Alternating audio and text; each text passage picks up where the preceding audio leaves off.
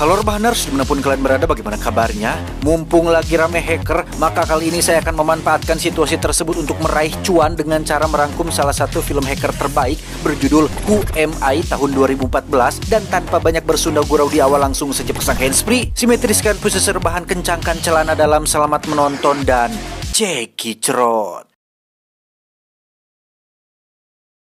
Ich war unsichtbar geblieben. Ein Niemand. Berlatar di Jerman, kisah akan berfokus pada seorang pemuda yang sejak kecil sering tidak dianggap oleh semua orang dan lingkungannya. Dia bernama Benjamin, tinggal berdua bersama sang nenek setelah ayahnya meninggalkan dia waktu kecil dan ibunya yang bunuh diri tepat saat Benjamin berusia 8 tahun. Meine Mutter hat sich, als ich 8 war, das Leben genommen. Tersisihkan dari lingkungan sosial membuat Benjamin menghabiskan banyak waktunya di depan layar komputer, dan tepat pada usia 14 tahun, dirinya mulai mempelajari bahasa pemrograman hingga mampu meretas sistem untuk pertama kalinya yang membuat Benjamin merasa telah menguasai sesuatu. Ich lernte Programmiersprachen, knackte meine ersten Systeme. Dengan nama akun atau panggilan Who Am I, Benjamin mungkin bukan siapa-siapa di dunia nyata, tetapi di dunia maya, lebih tepatnya di dark web dan kalangan para hacker, Benjamin merasa menjadi seseorang yang penting dan dianggap, yang di situ dia memiliki seorang idola yang dianggapnya sebagai pahlawan sejati karena bisa meretas sistem apapun di dunia ini. Dia bernama MRX. Er nannte sich MRX. Er war aus dem Nichts gekommen. Ich verbrachte Tage und Nächte am Rechner. Tak hanya membuat pemerintah negeri WKWK lain kalang kabut, MRX juga dengan baik hati membuatkan sebuah program untuk semua hacker bisa mendapatkan Ritalin secara gratis. Ritalin itu adalah sejenis obat stimulan sistem syaraf yang intinya supaya para hacker bisa mengkonsumsi agar bisa tetap terjaga lama di depan layar komputer, ya semacam doping lah gitu ya mungkin ya. Dan MRX memiliki 3 aturan penting dalam dunianya. Pertama, tidak ada sistem yang aman. Kedua, incarlah sesuatu yang mustahil. Dan ketiga, bersenang-senanglah di dunia maya dan di dunia nyata. No system is safe. Secondly, aim for the impossible. Er war der Superheld unter den Hackern. Ich wollte so sein wie er. Sedikit mundur dari pembahasan utama, saya tidak bermaksud untuk merendahkan beberapa smart people yang mungkin sudah tahu tentang hacker dan tidak asing ketika mendengar kata hacker. Tapi untuk orang awam yang mohon maaf tidak terbiasa dengan komputer dan dunia digital, mungkin masih bingung dengan apa itu hacker, siapa dia, apa tujuannya, dan kemana arah hidupnya. Atau mungkin ada yang menganggap hacker itu sejenis makanan, umbi-umbian, atau hewan melata. Kan bisa saja karena tidak tahu. In Wirklichkeit hatte ich bereits eine Superkraft. Ich war unsichtbar. In der echten Welt war ich eine Null unter Einsen, ein Außenseiter, ein Verlierer. Dilansir dari yulitimes.com, hacker adalah seseorang yang mampu menerobos sistem keamanan komputer atau jaringan komputer berbekalkan skill pemrograman yang mumpuni. Tujuannya pun bermacam-macam, mulai dari mengetes sistem keamanan hingga melakukan tindak kriminal dan pastinya merugikan pihak-pihak tertentu yang menjadi targetnya.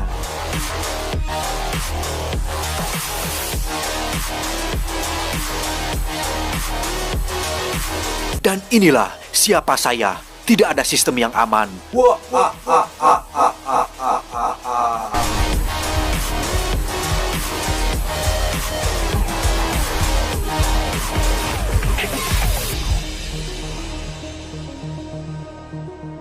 Kembali ke dunia nyata, Benjamin faktanya hanya seorang pengantar pizza yang masih bukan siapa-siapa dan tidak dianggap oleh siapapun. Sampai suatu ketika dia melihat seorang gadis bernama Mary, ini parasnya, yang rupanya teman sekolahnya waktu SMP dan sempat naksir, tapi belum pernah atau tidak sempat diungkapkan.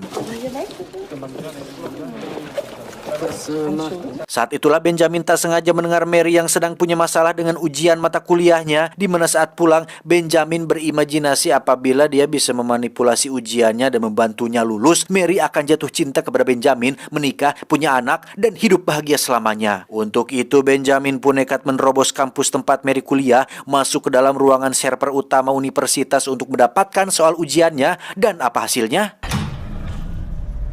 Was machen Sie da? Ich war ein Idiot. Ya, Benjamin tertangkap satpam dan harus menjalani hukuman 50 jam pelayanan masyarakat, yakni menyapu kota yang selama ini tidak pernah menganggapnya ada. Disitulah Benjamin bertemu dengan sesama pemuda bermasalah bernama Max. Ini babangusnya yang ternyata sama-sama dihukum 50 jam atas kasus pembobolan dan peretasan sebuah sistem. Du kannst Maschinensprache lesen. Einfach so. Mal wieder gefragt, ob es den einen Moment gab, an dem alle Fäden zusammengelaufen sind. Dengan kartu undangan yang diberikan Max tadi siang, Benjamin yang lugu dan polos pun datang ke sebuah pesta yang di situ ternyata ada Mary bersama kawan-kawannya. Benjamin diajak naik ke ruangan atas yang di situ ada dua orang sahabat Max. Yang pertama ada Stefan, seorang ahli software yang suka sekali adrenalin dan tantangan. Kedua ada Paul, seorang penggila hardware yang memiliki nasib sama seperti Benjamin, yakni kehilangan kedua orang tuanya sejak kecil. Max hat erzählt, du kannst Maschinensprache lesen. Maschinensprache, das kann jeder behaupten. Max pun meminta Benjamin untuk menunjukkan kebisaannya di mana dia mampu mematikan listrik di komplek ini hanya dengan menggunakan laptop Apple saja dan menyalakannya kembali dengan sangat-sangat mudah. Saat polisi muncul, Benjamin dan kawan-kawan pun segera kabur dari rumah ini yang di situ mereka membuat pengalihan perhatian dengan menjadikan teman Mary sebagai kambing hitamnya dan mengajak Mary untuk lari bersama mereka semua hingga akhirnya Benjamin bisa mengobrol berdua dengan gadis yang sempat ditaksirnya dahulu. War interessant. Der Abend. Timbul masalah ketika penyakit Alzheimer neneknya semakin hari semakin bertambah parah, di mana dokter menyarankan Benjamin supaya mempercayakan neneknya supaya dirawat di klinik, sehingga Benjamin harus menerima fakta bahwa dirinya benar-benar harus hidup sendirian tanpa satupun anggota keluarga. Radierte jeden Tag ein unsichtbares Radiergummi an ihren Konturen. Und bei uns ist sie wirklich in guten Händen. Di tengah kegalauan itulah tiba-tiba muncul Max yang mengajaknya pergi ke suatu tempat di mana Benjamin akan mendapatkan sebuah pelajaran dan pengetahuan baru ketika Max tidak hanya bisa meretas dunia maya tetapi juga bisa meretas seorang manusia di dunia nyata. Bukan meretas sih sebenarnya, lebih ke arah nipu, menipu, mewaduli atuh. Di mana Max mencari sebuah kotak donat bekas berikut dengan struk pembayaran di dalam kotak sampah dan pura-pura komplain kepada kasir bahwa donatnya kurang 2, yang alhasil Max bisa mendapatkan 2 donat secara gratis dengan cukup mudah. Nipu lah intinya mah. Du musst nur dreist genug sein. Dann liegt dir die Welt zu Füßen. Benjamin pun diajak ke sebuah parkiran yang di situ sudah ada Stefan dan Paul yang menunggu. Mereka ternyata berencana untuk meminjam mobil milik orang lain dan pergi ke sebuah gedung tempat diadakannya acara pertemuan sebuah partai politik yang hanya dengan bermodalkan kartu identitas yang diprint dengan kertas HVS biasa dan foto yang diedit menggunakan Adobe Photoshop. Stefan bisa dengan begitu mudahnya diizinkan masuk ke dalam mengajak Benjamin bersamanya. Was hat das denn hier bitte noch mit Hacken zu tun? All die sind mitten unter uns, okay? Wir haben sie als Kind doch was in die Creme Brûlée gepackt. Meski awalnya menolak dan tak tahu apa yang harus dilakukan, Benjamin akhirnya paham dengan tugasnya, yaitu untuk meretas laptop yang ada di atas mimbar, sementara Stefan sedang memasang kamera untuk mengabadikan momen tersebut, di mana tujuan utama dari aksi ini ternyata adalah untuk membuktikan bahwa Max dan kawan-kawan mampu dan sanggup untuk melakukan sesuatu yang mustahil, seperti aturan yang sering disebutkan oleh hacker idola mereka berdua, yakni MRX. So, ihr Arschlöcher. Zeit für ein bisschen Blasphemie.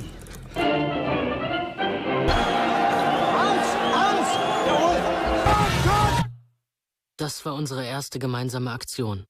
Berlokasi di rumah nenek Benjamin, mereka membangun sebuah markas kecil untuk memulai misi besar ini atas dasar ingin membuktikan kepada dunia bahwa meskipun mereka berempat bukan siapa-siapa di dunia nyata, tapi sangat luar biasa di dunia maya, dan mereka tentu butuh nama untuk kelompok ini sekaligus ciri khas dalam penampilannya, yang akhirnya Max, Benjamin, Stefan, dan Paul membentuk sebuah grup hacker bernama Clay. Clowns laughing at you. Weil es geht ja um Spaß. Auf Clay! Dalam waktu singkat, kelompok Clay yang mereka bentuk pun mendapat apresiasi tinggi dari masyarakat berkat aksi-aksi lelucon yang mereka lakukan pada acara berita di televisi, perusahaan farmasi, lampu gedung, BBM naik, koruptor, penegak hukum yang kejam, dan beberapa aksi-aksi yang cukup menarik perhatian banyak orang. Clays nächste Aktion war ein kleiner Gruß an die Finanzwelt. Geführt, wie unsicher das Netz ist. Wer steckt hinter dieser Maske?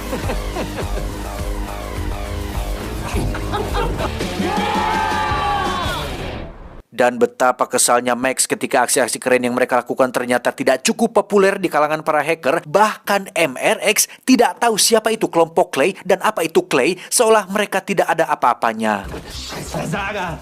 Wir sind Scheißversager! Sementara itu kita beralih dulu ke pihak penegak hukum di mana kita akan diperkenalkan dengan seorang penyelidik senior dari Europol atau Badan Khusus Kriminalitas Uni Eropa bernama Hane. Ini parasnya yang diutus untuk menyelidiki tentang kasus pembobolan bank Sentral Eropa oleh sekelompok hacker yang menamai dirinya sebagai Prince. Wir gehen davon aus, dass es die gleichen Hacker sind. Das Geschäft wird von der Russian Cybermafia kontrolliert. Nach neuestem Ermittlungsstand scheint mindestens. Sie nennen sich Friends. Wir sprechen hier von organisiertem Verbrechen. Kembali ke Max dan kawan-kawan yang sedang menggunakan hardware ciptaan Paul untuk memenangkan sebuah undian berhadiah di mana mereka memanipulasi jaringan telepon supaya hanya merekalah yang bisa menghubungi pihak panitia yang akhirnya berhasil memenangkan sebuah hadiah berupa mobil Porsche yang sangat mahal sekali.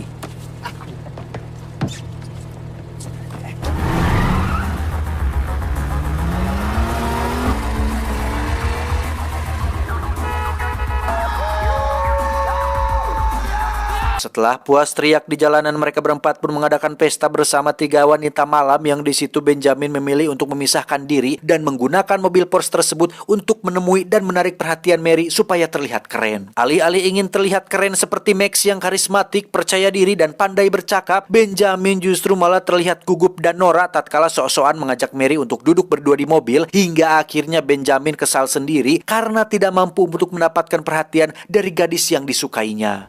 So einfach, Max. Dreistigkeit siegt. Keesokan harinya, Max mendapat sebuah pesan yang dikirim oleh MRX berisi sebuah berkas penyelidikan kepada para hacker-hacker terkenal di mana grup Clay milik mereka juga disebutkan di situ, tetapi bukan sebagai ancaman, melainkan disebutkan bahwa kelompok Clay ini merupakan kelompok hacker yang tidak berbahaya sama sekali dan bukan ancaman yang besar bagi siapapun. Brauchen eine Aktion, die groß ist. Irgendwas, das Clay in den Olymp hebt. Membaca hal itu tentu membuat Max langsung naik darah karena segala usaha mereka selama ini ternyata tidak dianggap apa-apa oleh MRX sang idola, di mana Benjamin memiliki sebuah ide brilian untuk meretas sistem yang lebih besar, bukan perusahaan, pabrik atau bank, melainkan sebuah lembaga kelas 1 milik pemerintah, yakni Badan Intelijen Federal Jerman atau biasa disingkat BND. Der BND. Was? Der BND? Und Dreistigkeit siegt? Tak ingin buang waktu, Benjamin dan kawan-kawan pun menyamar sebagai petugas kebersihan yang diam-diam masuk ke dalam pabrik pengolahan limbah kertas, di mana sebagian besar limbah kertas yang ada di sini berasal dari gedung BND, yang setelah berhasil mendapatkan sebuah kertas bekas milik karyawan BND, mereka langsung pergi untuk melakukan apa yang dinamakan phishing alias memancing. Bermodalkan surat bekas, mereka bisa mengetahui nama akun email si karyawan, lantas dikirimlah foto kucing yang lucu beserta sebuah alamat website yang tinggal diklik, yang ketika umpannya sudah dimakan, Stephen bisa langsung memanipulasi si karyawan supaya mengirimkan 4 kartu ID untuk mereka bisa memiliki akses masuk ke dalam gedung BND tersebut. Es war das größte Einbrecher-Klischee aller Zeiten. Idioten. Bereit? Dan ya, menggunakan topeng badut ciri khas kelompok mereka yaitu Clay, mereka berempat pun melakukan tugasnya masing-masing seperti meretas kamera CCTV, lampu, dan kode akses pintu masuk. Sementara untuk Benjamin, dia bertugas memasuki ruangan server utama untuk meretas seluruh mesin printer di gedung ini supaya mencetak gambar kelompok mereka sebagai bukti bahwa di dunia ini tidak ada sistem yang aman.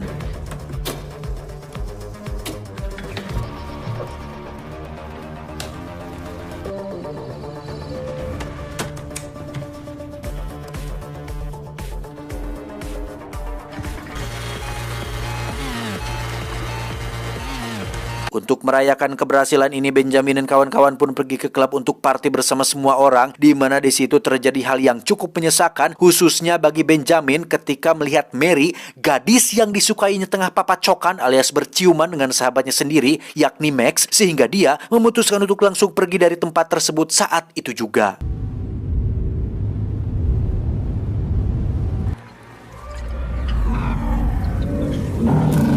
Alhasil, Max dan kawan-kawan pun menyusul Benjamin ke kontrakannya untuk membujuk dia kembali bersama mereka, yang karena saking kesal dan pengaruh minuman beralkohol, Max mengatakan bahwa Benjamin tidak bisa apa-apa tanpa bantuan mereka bertiga. Du bist nichts von uns. Ein Niemand. Max, es reicht. Mendengar perkataan itu tentu semakin membuat Benjamin lebih kecewa dan sakit hati dan nyeri hati. Bagaimana tidak? Sehingga tanpa mereka bertiga ketahui, Benjamin rupanya diam-diam sudah mengambil data rahasia penting milik BND ketika aksi tadi, di mana Benjamin nekat memberikan data tersebut kepada MRX sebagai hadiah supaya bisa mendapatkan perhatian dan penghargaan dari para hacker dan sang idola sendiri.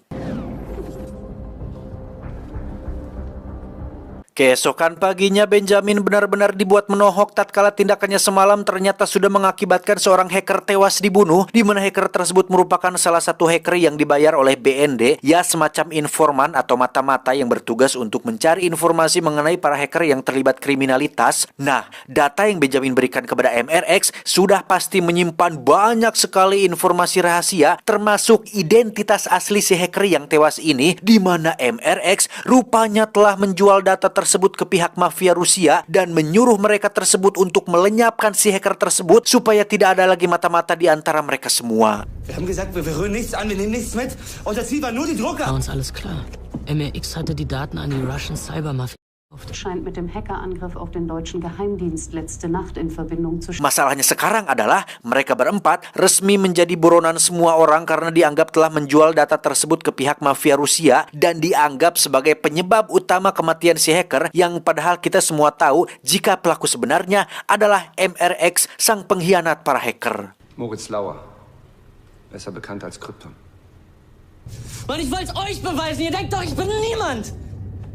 Terjadi sedikit perkelahian antara Benjamin dan Max yang membuat wajah Benjamin lebam dan berdarah, yang pada saat bersamaan muncullah Mary yang datang di waktu yang tidak tepat dan katanya ingin menjenguk Benjamin setelah semalam dia mabok parah, tanpa dia ingat jika aksinya berciuman dengan Max semalam sudah sangat menyakiti hati Benjamin dan tinggalkan saja Ben, begitu mah cewek ini mah. Nah. Weißt du was? Ich wünschte, ich hätte dich niemals getroffen. Berlokasi di ruangan komputer perpustakaan umum, mereka berempat pun berencana untuk menghubungi MRX dan pura-pura ingin bergabung dengan kelompoknya dengan tujuan untuk mengungkapkan siapa identitas asli MRX dan apa yang sudah dilakukannya. Namun saat komunikasi sedang berlangsung, pihak Europol berhasil melacak keberadaan mereka dan saat itu juga langsung mengerahkan pasukannya untuk menangkap Benjamin dan ketiga temannya. You did a good job at the BND. Let's see if you can do it. Wir sind schon über die Zeit. Ich hab's gleich. Welcome to the underground. Jetzt. Wir trennen uns, okay? Wir treffen uns unten. Alter, wo warst du denn? Setelah berhasil selamat dari kejaran Europol, mereka berempat pun memutuskan untuk melenyapkan semua jejak dan barang bukti termasuk membakar rumah neneknya yang menjadi markas utama mereka, di mana misi mereka selanjutnya adalah masuk ke dalam ruangan server utama Europol demi bisa masuk ke komputernya MRX dan mengungkapkan bahwa dialah pelaku yang sebenarnya. Und MRX-Maske würde fallen. Man nannte das Programm Schwangeres Pferd. Es war ein Trojaner im Trojaner. Alih-alih bisa menggunakan cara yang sama, yaitu menyamar sebagai petugas kebersihan, phishing, dan lain-lain, rupanya cara yang sebelumnya untuk bisa masuk ke gedung Europol sangat sulit sekali, bahkan terkesan mustahil dengan ketatnya keamanan di sana dan balataknya kamera CCTV di mana-mana. Bahkan ketika sedang mencoba memasuki saluran pembuangan, tangan kanan Max pun sempat tertusuk, terluka akibat paku yang membuat mereka semua menyerah dengan misi ini. Wir mussten uns eingestehen, dass es unmöglich war, auf das Europol-Gelände zu kommen. Sampailah pada satu titik ketika Benjamin merasa bahwa semua ini adalah salahnya. Dia secara kebetulan mendapatkan sebuah celah tatkala ada seorang pengunjung menjatuhkan kartu ID-nya, yang dengan kartu ID tersebut Benjamin sendirian mendatangi security dan mengaku jika dompetnya tertinggal di ruangan kantin. I was here with the school group and I lost my wallet in the cantina. Akibat terdesak dan motivasi kuat ingin lepas dari masalah ini, Benjamin kini memiliki sebuah kepercayaan diri untuk bisa berakting dan berhasil meyakinkan security tersebut sehingga bisa masuk ke dalam ruangan kantin. Di situ Benjamin diam-diam menempelkan sebuah perangkat buatan milik Paul yang berfungsi untuk membuat jaringan tiruan, yang intinya alat ini bisa membuat Benjamin masuk ke dalam server Europol tanpa dia harus berada di dalam sana. Einen sogenannten Evil Twin. I found it. Berlokasi di sebuah kafe dengan laptopnya yang sudah tersambung ke server Europol, Benjamin tinggal selangkah lagi untuk mengungkapkan siapa sebenarnya MRX. Namun ternyata tidak semudah itu karena MRX sudah mengetahui bahwa ini adalah sebuah jebakan dan justru malah Benjaminlah yang harus terungkap wajah aslinya dan dikejar oleh sekelompok mafia Rusia yang bermaksud untuk membunuhnya. Where you are.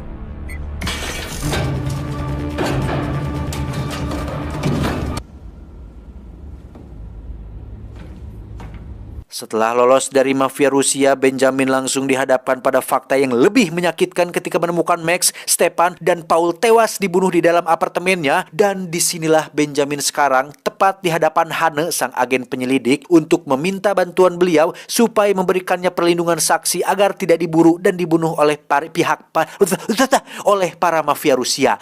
Balelol, monyong. Und du bist? Who am I? Was weißt du über Clay? Über ihre Verbindung zu den Friends? Pada awalnya Hanne tidak percaya jika Benjamin adalah sosok hacker bernama Who Am I. Namun ketika Benjamin menyebutkan nomor kartu BPJS milik Hanne, tanggal lahir, biodata, nomor antrian BLT, dan segala macam tetek bengek tentang hidup Hanne, barulah Hanne percaya jika Benjamin adalah hacker Who Am I yang sedang dicarinya. Dafür gebe ich Ihnen MRX. Die Friends, der hinter Kryptons Tod steckt.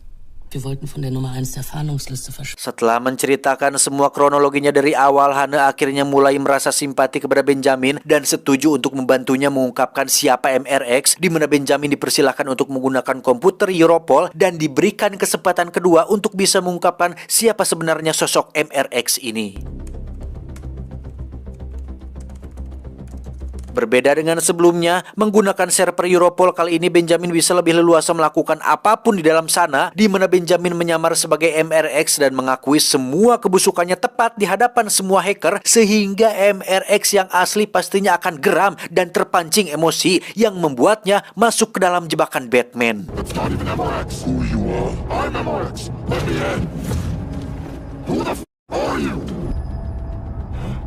Now I know who you are. Dan ya, akhirnya terungkaplah sudah siapa sebenarnya MRX, di mana Anda semua mungkin akan olohok ketika mengetahui jika hacker nomor 1 MRX ini tidak lebih dari hanya seorang pemuda yang masih berusia 19 tahun. Aduh, budak kene, bernama Sean Dunham yang tinggal di New York dan melakukan semuanya dari hanya sebuah laptop.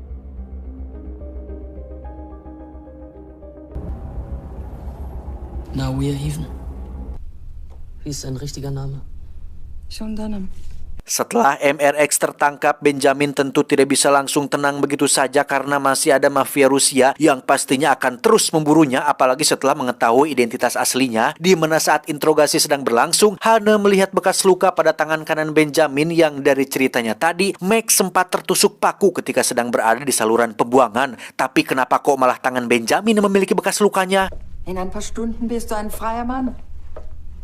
Menemukan adanya kejanggalan tersebut, Hanne memutuskan untuk menyelidiki kehidupan Benjamin dengan cara pergi ke kontrakannya, yang di situ dia menemukan kotak bertuliskan obat Ritalin yang sejauh ini sudah sesuai dengan apa yang diceritakannya. Tetapi ketika menemui Mary di kampusnya, dia terlihat tengah bersama kekasihnya dengan raut wajah bahagia tanpa khawatir dengan kondisi Benjamin, yang ketika ditanya, apakah kau mengenal Benjamin? Mary pun menjawab, muhun, Benjamin adalah anak aneh yang tidak memiliki satu teman pun di sekolah, di mana sejak SMP dirinya tidak pernah bertemu lagi dengan Benjamin, yang jawaban tersebut tentu saja membuat Hanne menjadi ruas alias terkejut. Niemals freiwillig treffen. Tak cukup sampai situ, Hanne pun mendatangi dokter yang menangani neneknya, di mana si dokter berkata bahwa mendiang ibu Benjamin tewas bunuh diri akibat mengidap gangguan DID atau Dissociative Identity Disorder alias kepribadian ganda, di mana saat Hanne bertanya apakah gangguan tersebut bisa diturunkan ke anaknya, si dokter menjawab, ya bisa saja, apalagi dengan mengkonsumsi obat-obat seperti Ritalin dan sejenisnya tentu akan memperparah gangguan yang dideritanya. Ist mit Benjamin alles in Ordnung?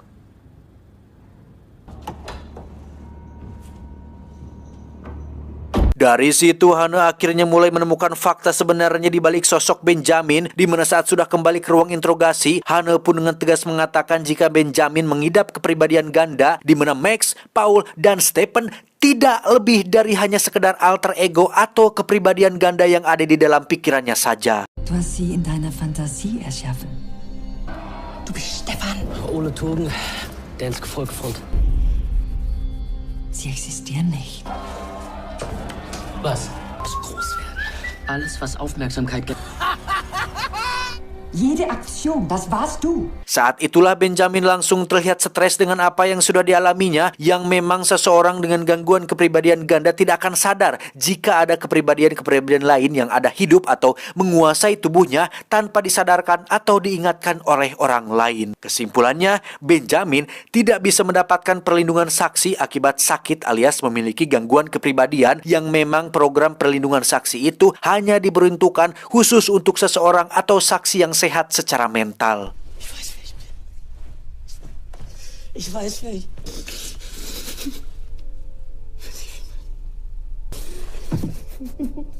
Die Friends werden mich gekrümmt und... Merasa bahwa Benjamin hanyalah pemuda polos yang tidak berdosa, Hane pun diam-diam mengajaknya masuk ruangan komputer utama milik Europol, di mana Benjamin disuruh untuk mengubah identitasnya supaya tidak bisa dilacak oleh siapapun termasuk mafia Rusia, sehingga akan membuat Benjamin menjadi seseorang yang bukan siapa-siapa dan tidak terlihat oleh siapapun. Was wollen Sie denen sagen? Dass du auf dem Weg zum Rechtsabgauen bist. Pass auf dich auf.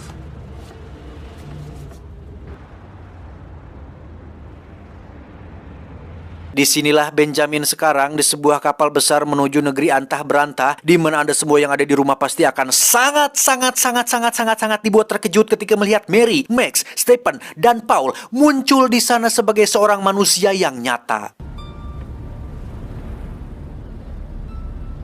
Faktanya, sebagian besar apa yang diceritakan Benjamin kepada Hane adalah sebuah karangan atau rekayasa semata untuk dirinya bisa mendapatkan simpati dari Hane, yang alhasil membuat dirinya diizinkan masuk ke ruangan komputer dan mengubah identitas dirinya selamanya. Europol wissen jetzt, wer du bist. Was für einen Namen hast du dir ausgesucht? Keine Namen. Semuanya berawal dari pas Benjamin dikejar oleh mafia Rusia, yang mana ketika sudah sampai di apartemen, Max dan kawan-kawan begitu kagum dengan Benjamin yang berniat untuk membereskan masalah ini sendirian, yang pada akhirnya mereka berempat dibantu Mary memutuskan untuk membuat sebuah rencana paling gila, yakni menipu Hane, sang agen Europol, untuk bisa membuat namanya bersih dan menghilang dari data sensus penduduk. Hinweise, das Ganze funktioniert nur, wenn sie wirklich von selbst drauf. Sind Personen mit psychischen Krankheiten.